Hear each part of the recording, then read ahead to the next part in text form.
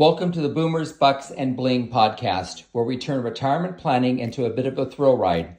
I'm your host, Carl Spiteri, and each week we'll dive into everything from reverse mortgages and staying put in style to Medicare, Social Security, and home safety. But wait, there's more. We're not just going to talk all about money and business. We're going to add some sparkle, some bling, as we chat with travel pros, party planners, and a lot of different topics that's going to help you make the most of your golden years. So grab a cup of tea or whatever it is you want to drink, get comfy, and let's make retirement planning an adventure of a lifetime. Hi, this is Carl Spiteri with Boomers Bucks and Bling, where each week we bring you topics that interest all of us as we age. Today we have Dana Nuesca from Taylor Closets and Premier Garage that's going to kind of share some interesting ideas she has and needs that she thinks we might have as we age. So Dana, why don't you tell us a little bit about yourself? Great. My husband and I have been in business 10 years, and we purchased, this is actually a franchise, a nationwide franchise. So if this is going out, this applies to everyone. I'm sure there's a Taylor Closet and Premier Garage in your area. And basically we got into it because it just fit both of our personalities. I'm in sales and marketing, and I oversee our admin. My husband oversees the operations portion of the business. And, we started off really small and just kind of mom and pop, and we've grown over the 10 years. We've actually got 10 employees, added one for every year that we've been in business. Good and for you. Just really do love working with our local clients. We're based in San Diego and cover most of the county. And it's been fun. It's been fun to watch transformations. I always tell everyone I'm a transformation junkie, which means it's really easy for me to get excited, because if I go into a garage or I go into a closet or I go into a pantry, it's really fun to see that transformation. And speaking of those, the three things I tell everyone we do every day, custom closets, garage cabinets, epoxy flooring, and we sprinkle in a pantry, a home office, and some sort of a nook every once in a while. But the three If I'm things. downsizing my business, it might be a perfect opportunity to kind of have you come into the home and kind of take a look at where I can put an office. Absolutely. COVID kind of blew home offices out of the water for us. We weren't expecting, I think prior to COVID, we probably did, one or two offices a year. And now we're doing probably one or two offices a month still, because we do offer Murphy beds. So people don't want to lose their guest bedroom. And so we incorporate a Murphy bed in that will, work also as an office. And so they can have the best of both worlds, guests and home office. Okay, so let's talk about home office for a second. So Okay. I got a bedroom. It's standard 12 by 10, 12 by 12, right? Right. What would you do if you came into my home and saw this room and I said, hey, I want to work from home. I'm downsizing my business. I'm getting ready to retire and I want to work out of the house. What would some thoughts that you would maybe suggest to us? Well, the very first thing I would ask is, how often are you going to be in this room? Is this an every single day, all day room? Do you want guests to stay in here? Do we need a pull-out sofa? Do we need a Murphy bed? By the way, usually a pull-out sofa ends up being about the same as a Murphy bed. So I always tell them incorporate that in, because it's against the wall when not in use. And, do you do Zoom calls frequently? We need those, where do we want the sun to be on this desk? Where's the window? And do we want a desk under the window? Basically just assessing everything happening in that room and knowing that we want to create the best usable space. Sometimes we'll do a peninsula in the middle of the room so that someone can actually work at their desk and not be surprised by somebody coming in the room, right? And, there's just so many different options that we can offer, believe it or not, even in a small room. What about soundproofing? How do you address that, or do you?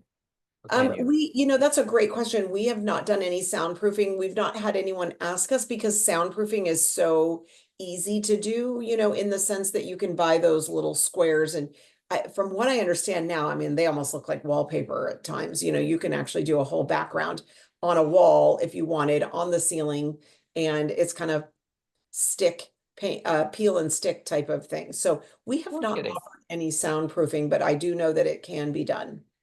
Okay, so we have lighting, we have Murphy bed, obviously you have a desk. Do you build in desk, or do you just go buy something at one of the big box stores?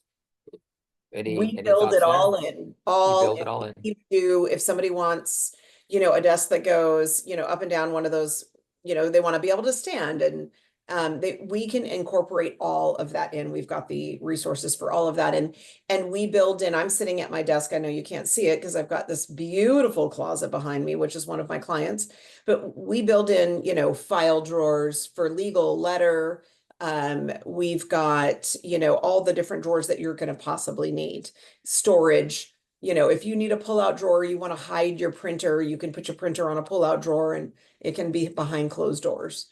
So just lots of options in an office, home office. So let's convert from an office to the bedroom closet.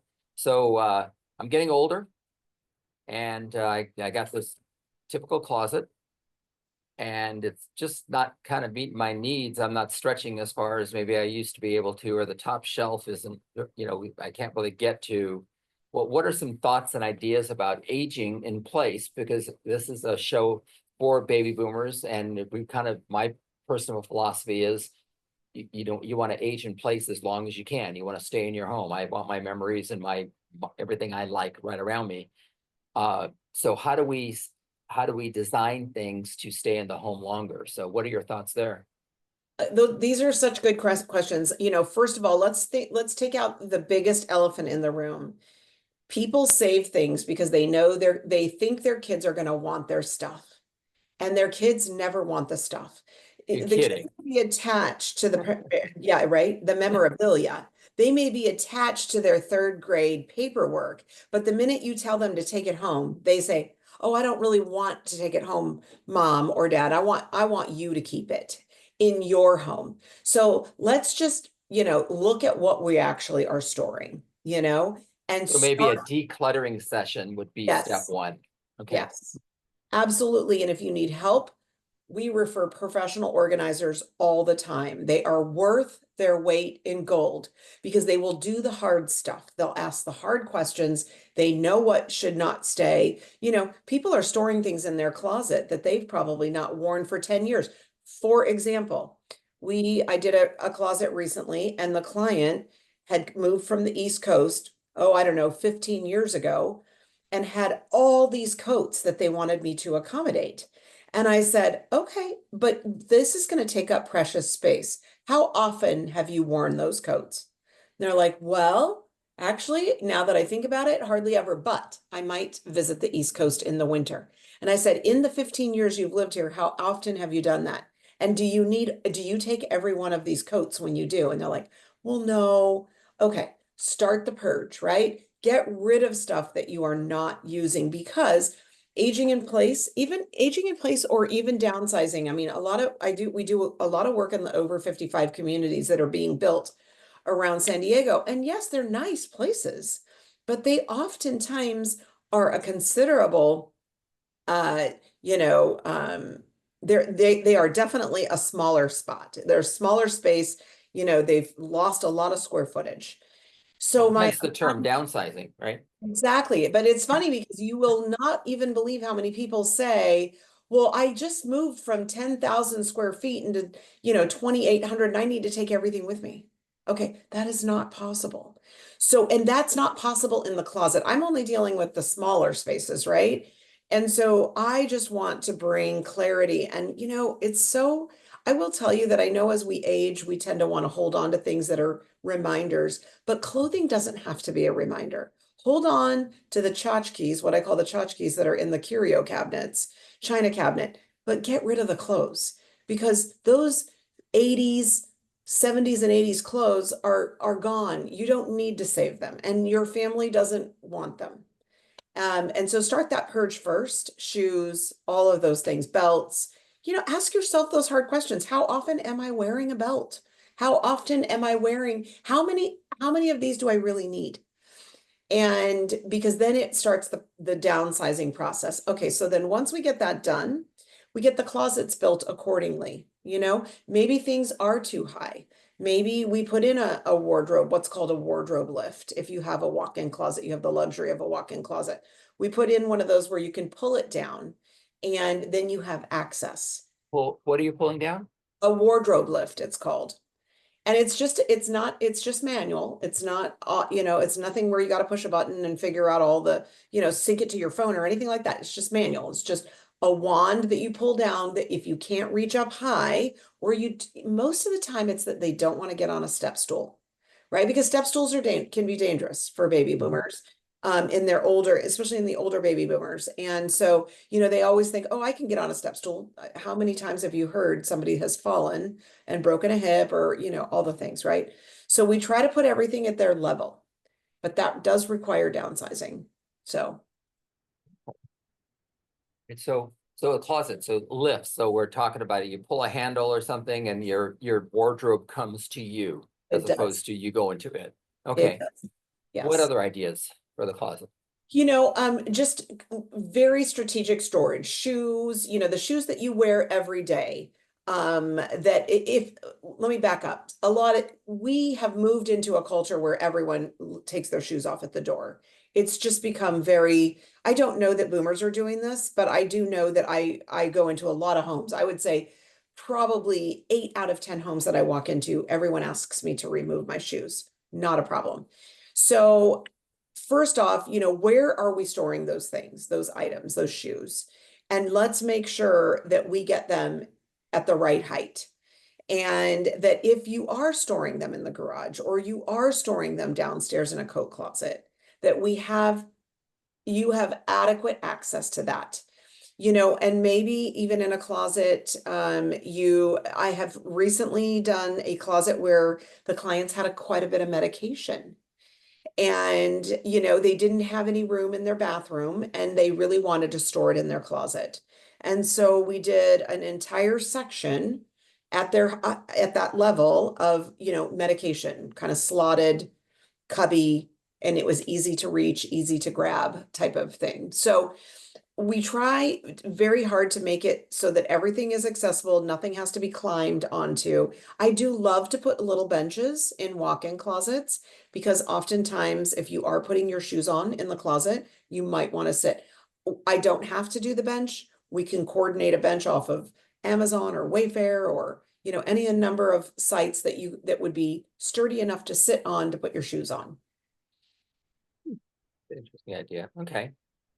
So carpeting versus no carpeting. What are your thoughts there? It's funny. I really feel like some people just are so averse to carpet. They're like, ugh, yuck. I don't like carpet. It's an allergen. But then there are others where I like carpet. I don't have carpet currently in my closet, but I wouldn't say no, don't put it in there because it's a really great spot. You're in there barefooted most of the time. It might be cold. If you do have floors and you're getting ready to renovate, do heated floors, because usually the primary bathroom and primary closet are attached. So coming out of the shower, maybe you want a heated floor and maybe you want to walk into your closet with a heated floor. But if that is not possible or not in the budget, then do carpet because at least, in the primary closet, it will be warmer in there. It'll create a warmer environment. I never really thought about a heated floor in San Diego. I guess.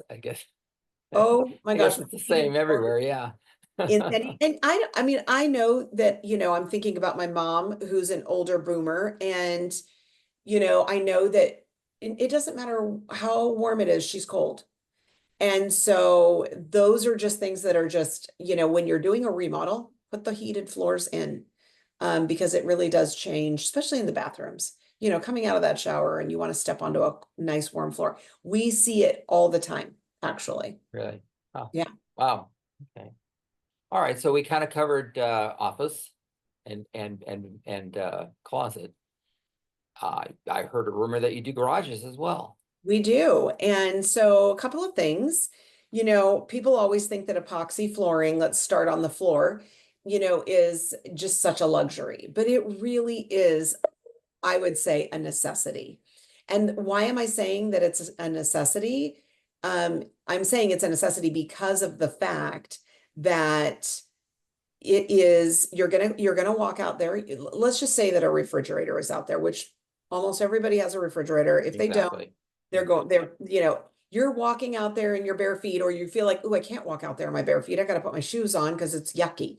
Concrete grit never goes away. It doesn't matter how much you wash your floor. Or maybe you have a washer and dryer out there.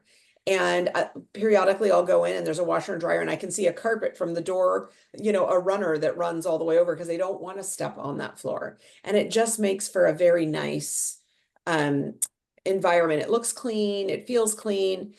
We put a flake in there and it's slip resistant, so you're not going to slip. You're probably not going to slip on concrete either. But with the flake, it's a slip resistance.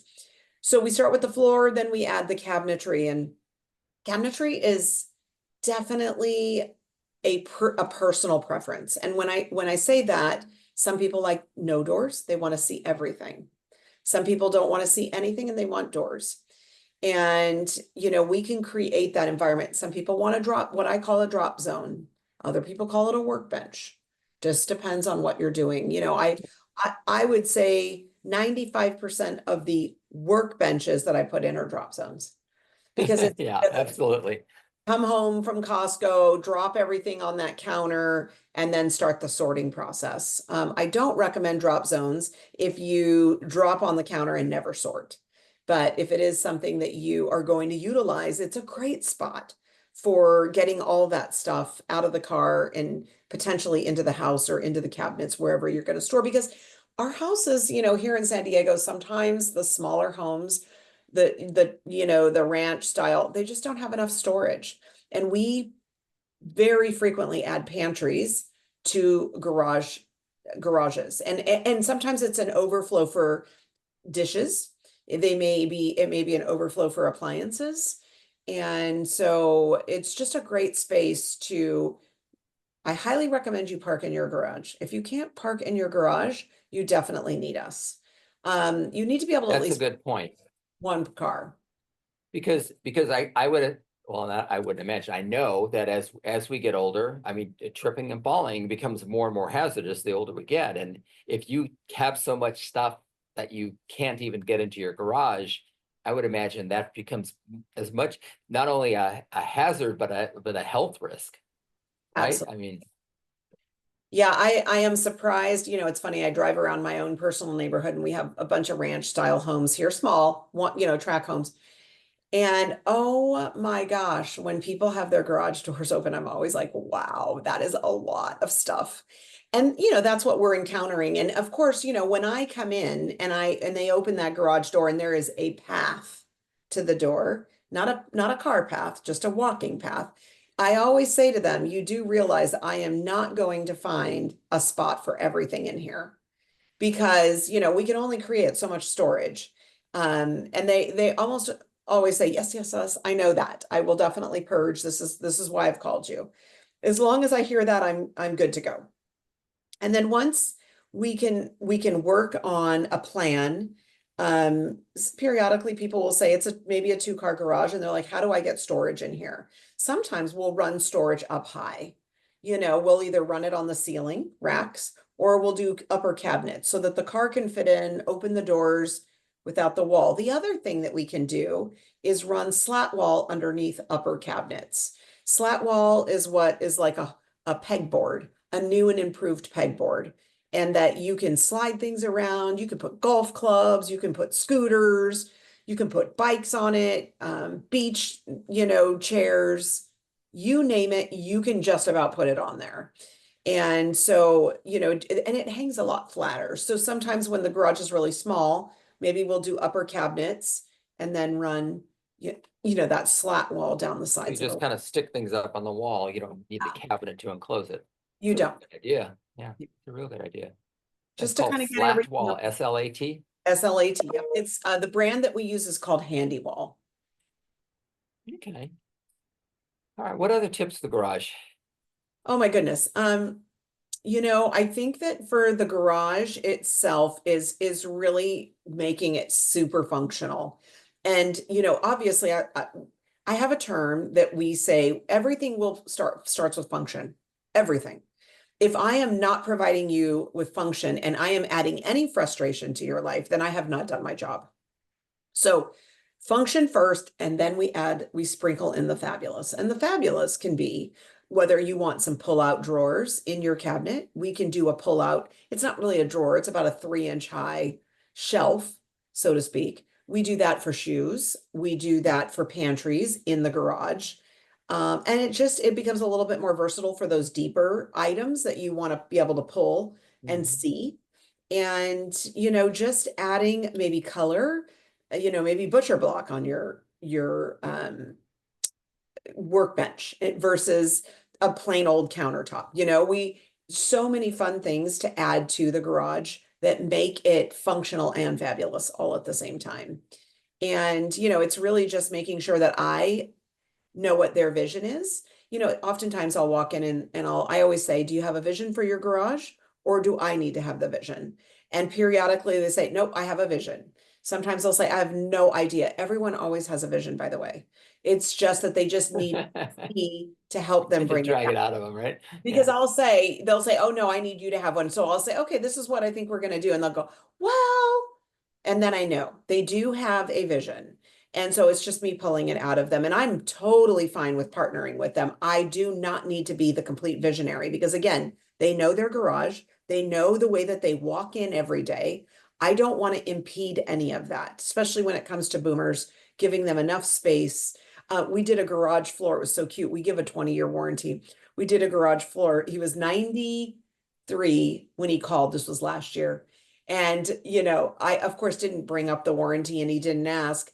But when he saw it later on, he laughed. He called me and he goes, I saw that I have a 20-year warranty. I don't know that I'll be here for 20 years. And it was just so cute. I just love that, that thought process, because we give a lifetime warranty on our cabinetry and a 20-year warranty on our flooring. And when you're talking to boomers, they're not looking at that kind of stuff, right? They're looking at how is this going to impact me? How am I going to stay, I should say, in this home? And how's this going to function for the next 10, 15, 20, sometimes 30 years. I mean, sometimes, we are living a lot longer. That's for sure. Than we have the largest, the biggest age group that is in percentage wise is millennials. Their percentage is growing more than any other age group in the country right now. So wow, a lot more people over 100.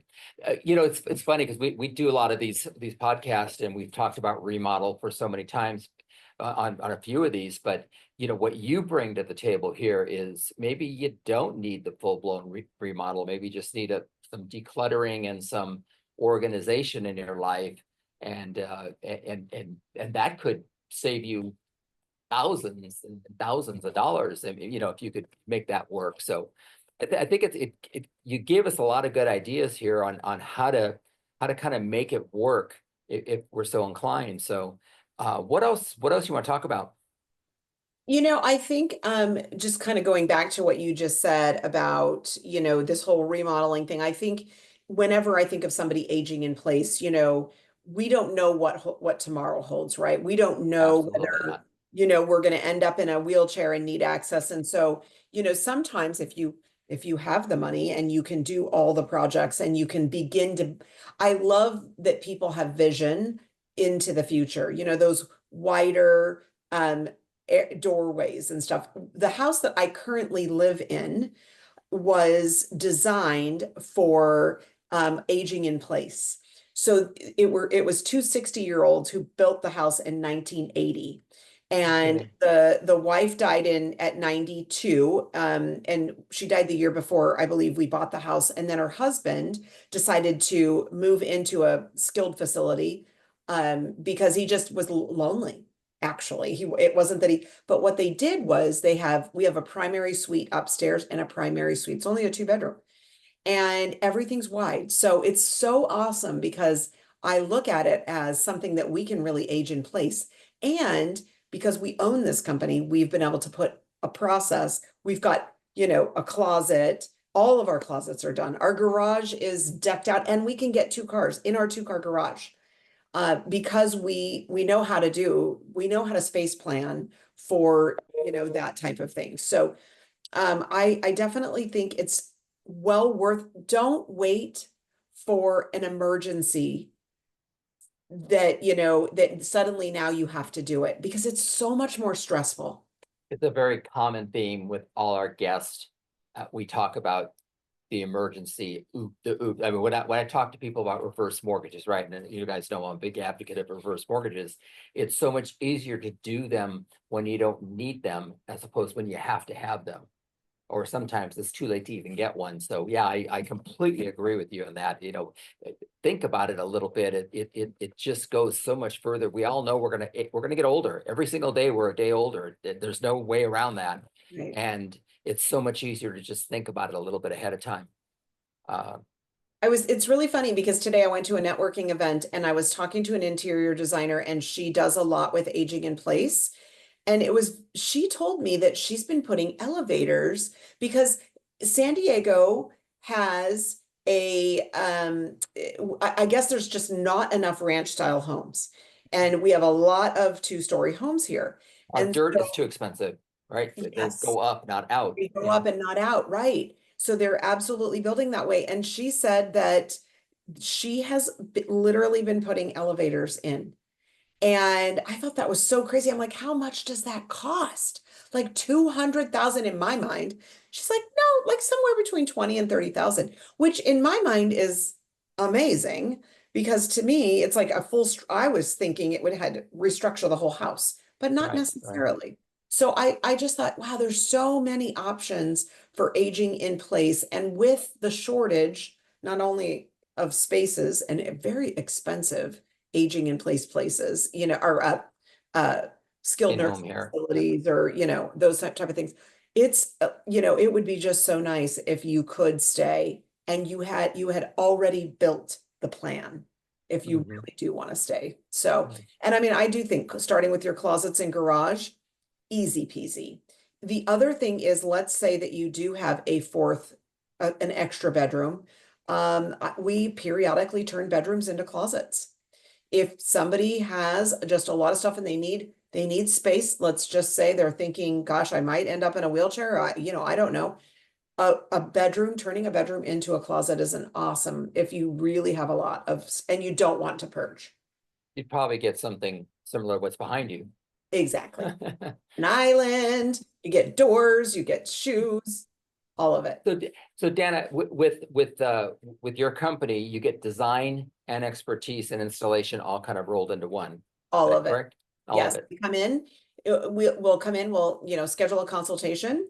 And that consultation usually includes, talking through what your needs are and measuring everything.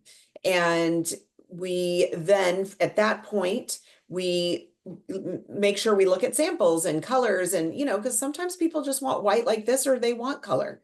They want to what I say, zhuzh it up. And so then at that point, I schedule a Zoom call for maybe 24 to 48 hours out. And then we go through, it's a 3D software. We do a 3D rendering and kind of show them what it's going to look like in their closet. So it's really straightforward. And once I show them the price, I hit the price button. It calculates it all out. It includes everything, taxes, labor, product, the whole 9 yards. So there's no nickel and diming. No, Oh, I forgot this, I forgot that. You're given a price and that's what it is. that's what it is. And there's ways to cut corners on cost, I would assume, right? Yeah, I mean, you can see behind me, this drawer is, a slim shaker. And, you can see that we would, maybe we do, a slab door. Slab meaning no decor on the front. Maybe we stick to white. White's our standard color. Well, if people want to get a hold of you, how do they do that? They can do two things. Our phone number is 858-877-9005. And we're located in San Marcos. We have a very tiny showroom, which people oftentimes want to come look at, and we welcome you. It is by appointment only. There is somebody at that office every day, all day, but we try not to task our office admin with answering sales questions, questions about product and stuff like that. And then you can also reach out to me at you can go to our website, thetaylorcloset.com, premiergarage.com. Actually, it's not the Tailor Closet. It's tailoredcloset.com and premiergarage.com. And we would love to connect with you and find out, what your needs are. Maybe you just have questions before you're even thinking about that process. I would love to answer your questions. Give me your phone number one more time. 858-877-9005. I think a lot of people will get a lot of help from you with you giving them advice and things. So that's why I want to make sure we got the phone number down. Dana, thank you so much for your time. We really appreciate it. I promised you about 20 minutes. I don't want to keep you too long, but we really appreciate you joining us. And thanks again. Okay. Thanks, Carl. Bye-bye. Thanks for tuning in to this episode of Boomers, Bucks and Bling. We hope we've managed to mix a little enlightenment along with fun. If you enjoyed our conversation, don't forget to hit the subscribe button so you'll never miss out. And if you got a moment, drop us a review. It helps spread the word and keeps us motivated to continue. Got burning questions? Hot topics you want us to dive into? Let us know on our website or social media. Until next time, Carl Spiteri here to remind you to tackle retirement with a big smile and a whole lot of energy.